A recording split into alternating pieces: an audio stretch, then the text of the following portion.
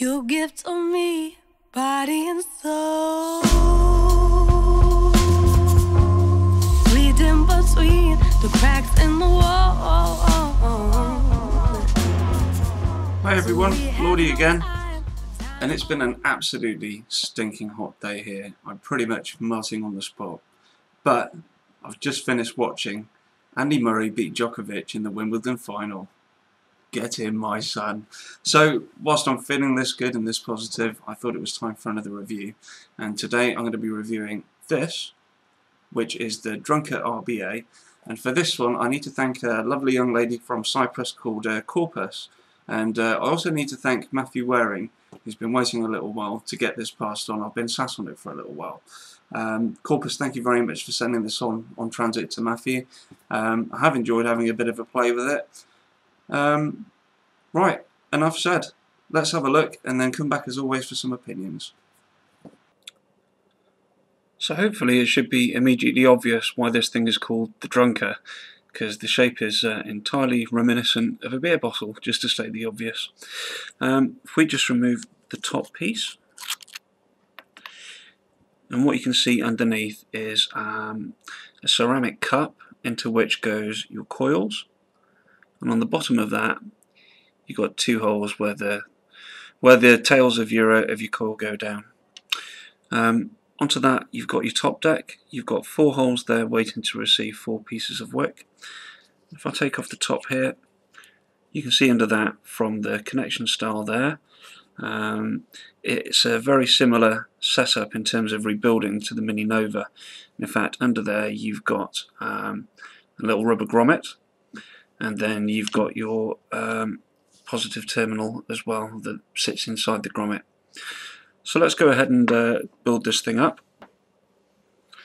Okay, so what I've got here is a couple of pieces of 2mm silica wick, and I've also got a length of 0.2 canthal, and as you might expect, we're just going to give it a few winds and build ourselves a coil. Now when I say a few winds, I do mean literally, for me at least, 3. The main reason being that the tails here do travel down quite a distance to the terminals, to the posts at the bottom, which means that you are going to lose some of the resistance and bits of this wire that aren't in contact with anything. So there we go, there's just 3 winds on my coil. Now when you're doing these kind of ceramic cups with tiny holes to work with, it's normally best just to cut one tail a little bit shorter than the other, and then that way it allows you to feed these one at a time into the holes rather than having to try and do them both at once, which is pretty difficult. Now I'm pretty cack-handed in front of a cam, so I'd be very surprised if this is done quickly. Oh, there we go, that's number 1.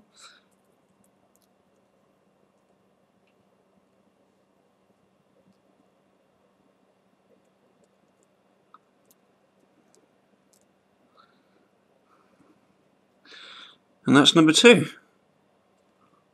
you know, I've even surprised myself at how quick that was. And then, as you might expect, you just pull the wires down, you seat your wicks in the channels that are in the ceramic cup.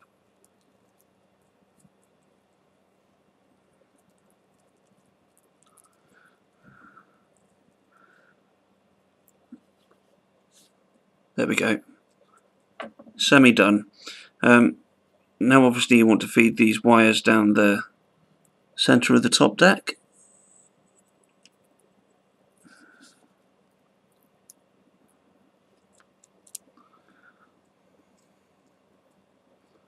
And that's the ceramic cup in place.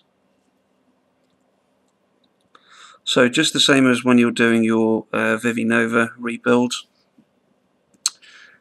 you take the rubber grommet and put that in first.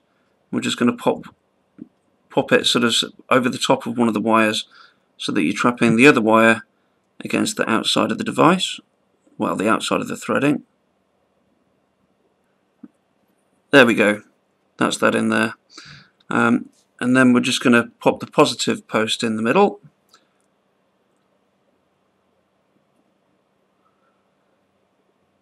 So now we've basically got one wire in contact with the centre, and that's acting as your positive, and one in contact with the outside acting as your negative.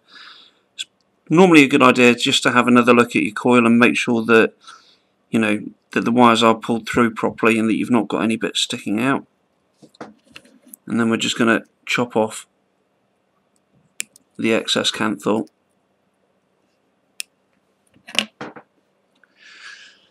So it's probably a good idea at this point just to stick it on top of a mod and make sure that it's powering up properly.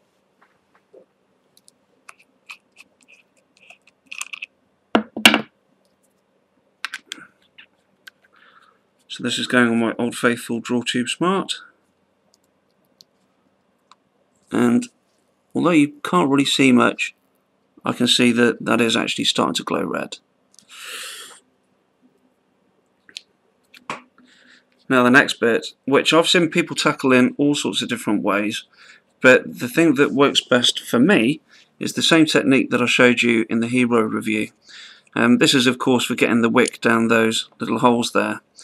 And the best way to do it is to take your piece of leftover canthal,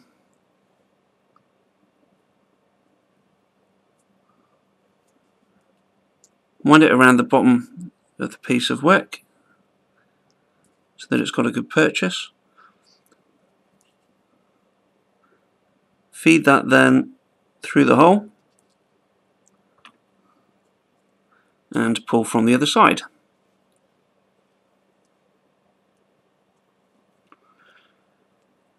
And then you obviously repeat that technique for each of the wicks down each of the holes. I'll just do one more, then I'll do the rest away from cam because you've pretty much got the idea.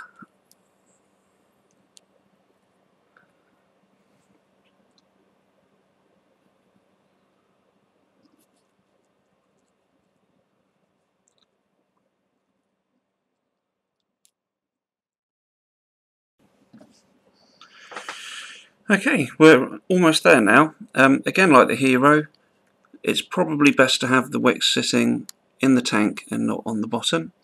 So just work out what's your spare.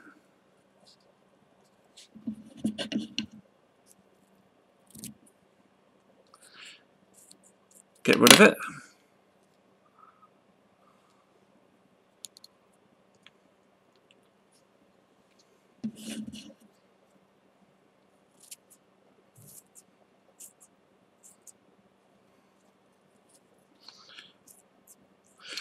Now, if you've got a needle nose bottle, you can just push the needle through a bit of the excess gappage in one of those channels. If you've just done a rebuild, then I think it's probably just as easy or a little bit easier to throw some e-liquid in before aligning your wicks.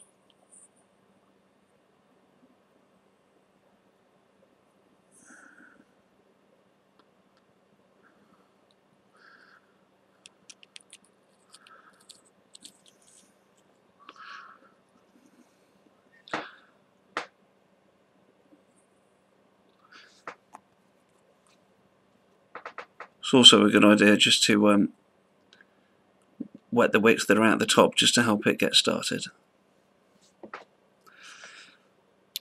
Onto that we put the lid, or the cap. Now you are supposed to use this with a drip tip, and the drip tip that I have been using with it I now can't see for the life of me.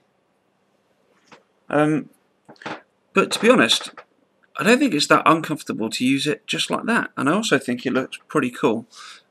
Just to show you though, you can put any old 510 drip tip on the end there. And that's the drunker. Well, let's start off the same way as I always do and take a vape.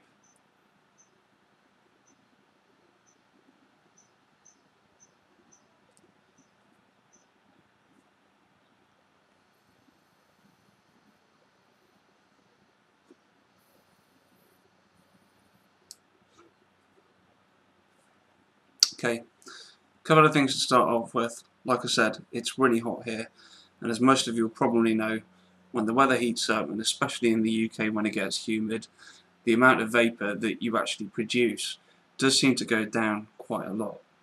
But even with that fact in mind, this that's in here at the moment is a 50-50 PG-VG mix at 12 milligrams, and I've had it in plenty of other devices.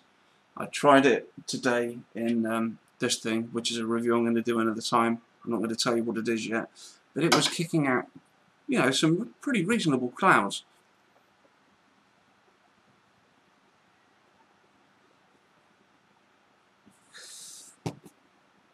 And this just isn't. I wish it did. It's such a cool little device. It looks so cool. But if I was going to compare it to anything in terms of the quality of the vape that you get, it reminds me too much of the Vivi Nova. Every 2 or 3 hits you're starting to get some dry ones coming in, and you know, I've only got the core set at about 1.6, 1.7. It's not like I'm really ramping up the volts and lowering the ohmage on it. You've got to invert it quite frequently for the wicks to stay wet right the way up to underneath the coils.